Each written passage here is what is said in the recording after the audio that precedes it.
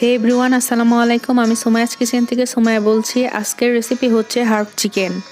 দেশের বাইরে যারা দেশি মুরগি মিস করেন তাদের জন্য এটাই একমাত্র অপশন। আর আমাদের দেশে হার্ব চিকেনকে বলা হয় লেয়ার মুরগি। এই চিকেন রেসিপিটা খেতে অনেক মজা। চলুন দেখে নিই কীভাবে তৈরি করতে হয় এই রেসিপিটি। এখানে আমি 2 কেজি মাংস নিয়েছি, রেগুলার কাট করে কেটে নিয়েছি। এখানে আমি স্কিন সহ মাংস নিয়েছি, আপনারা স্কিন নাও নিতে পারেন। এখানে আমি একটি চুলায় ফ্রাই প্যানে আধা কাপ সয়াবিন তেল দিয়ে দিচ্ছি। গরম হয়ে আসা পর্যন্ত অপেক্ষা করছি। তেল গরম হয়ে এসেছে, এখন আমি 2টা তেজপাতা দিয়ে দিচ্ছি। 2 পিস দারুচিনি টুকরো টুকরো করে দিয়ে দিচ্ছি। 2টা বড় এলাচ দিয়ে দিচ্ছি। 5-6টা সবুজ এলাচ দিয়ে দিচ্ছি। 10-12টি গোলমরিচ দিয়ে দিচ্ছি। 7-8টি লবঙ্গ দিয়ে দিচ্ছি। 1 মিনিট নেড়ে নিব। 1 মিনিট পর আমি 3 কাপ পেঁয়াজ কুচি দিয়ে দিচ্ছি। হালকা বাদামি করে ভেজে নিব। পেঁয়াজ হালকা বাদামি করে ভেজে নিয়েছি। এখন আমি আধা কাপ পানি দিয়ে দিচ্ছি, এতে করে পেঁয়াজ নিচে লেগে যাবে না। একটু নেড়ে নিচ্ছি। 2 টেবিল চামচ আদা বাটা দিয়ে দিচ্ছি। 2 টেবিল চামচ রসুন বাটা দিয়ে দিচ্ছি। 1 মিনিট নেড়ে নিব, এতে করে আদা রসুনের গন্ধটা থাকবে না। এখন আমি 1 টেবিল চামচ হলুদের গুঁড়া দিয়ে দিচ্ছি। 3 টেবিল চামচ মরিচের গুঁড়া দিয়ে দিচ্ছি, আপনারা আপনাদের প্রয়োজন অনুযায়ী দিবেন। 2 টেবিল চামচ ধনিয়া গুঁড়া দিয়ে দিচ্ছি।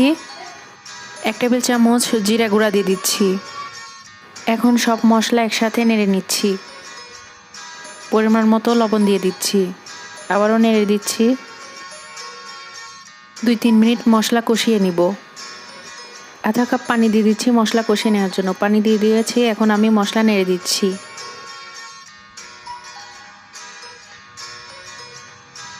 মশলা কষিয়ে নেওয়া হয়ে গিয়েছে, এখন আমি মাংসগুলো দিয়ে দিচ্ছি। এখন আমি মশলার সাথে মাংসগুলো মিশিয়ে নিচ্ছি। এখন ঢাকনা দিয়ে ঢেকে দিব 3 মিনিটের জন্য।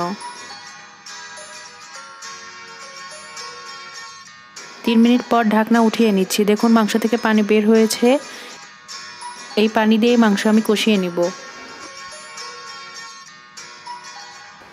এখানে আমি 1 টেবিল চামচ চিনি দিয়ে দিচ্ছি। মাংসটাকে মিষ্টি করবে না, মাংসটা নরম হতে সাহায্য করবে।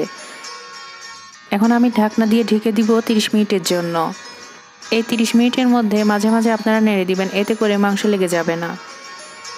30 মিনিট পর আমি ঢাকনা উঠিয়ে নিচ্ছি, আবারও আমি নেড়ে দিচ্ছি। এই 30 মিনিটের মধ্যে মাংস থেকে তেল বের হতে শুরু করেছে। এখন আমি মাংস সেদ্ধ হওয়ার জন্য 2 কাপ গরম পানি দিয়ে দিব।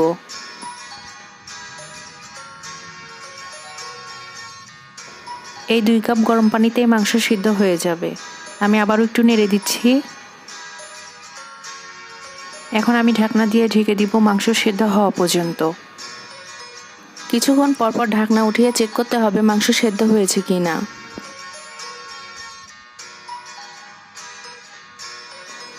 ঢাকনা উঠিয়ে নিচ্ছি, মাংসটা সিদ্ধ হয়ে গিয়েছে। এই মাংসটা সিদ্ধ হতে আমার সময় লেগেছে 40 মিনিট।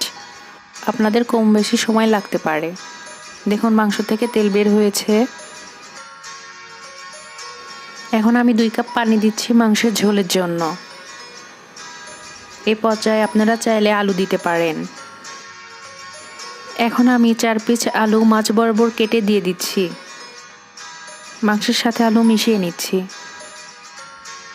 এখন আমি 1 টেবিল চামচ ভাজা জিরা গুঁড়া দিয়ে দিচ্ছি, আবারও নেড়ে দিচ্ছি। ঢেকে দিব 15-20 মিনিটের জন্য। এই 15-20 মিনিটের মধ্যে আলু সেদ্ধ হয়ে যাবে আর ঝোলের পানিটা টেনে নিবে।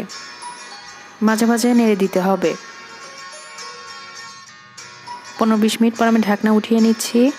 দেখুন আলু সেদ্ধ হয়ে গিয়েছে, মাংস থেকে তেল বের হতে শুরু করেছে। এখন চুলায় আমি 5 মিনিট রেখে দিব। 5 মিনিট পর এখন আমি পরিবেশন করে নিব। রেডি হয়ে গেল লেয়ার মুরগি। আপনারাও ট্রাই করবেন, কেমন হয়েছে জানাবেন। ধন্যবাদ সবাইকে।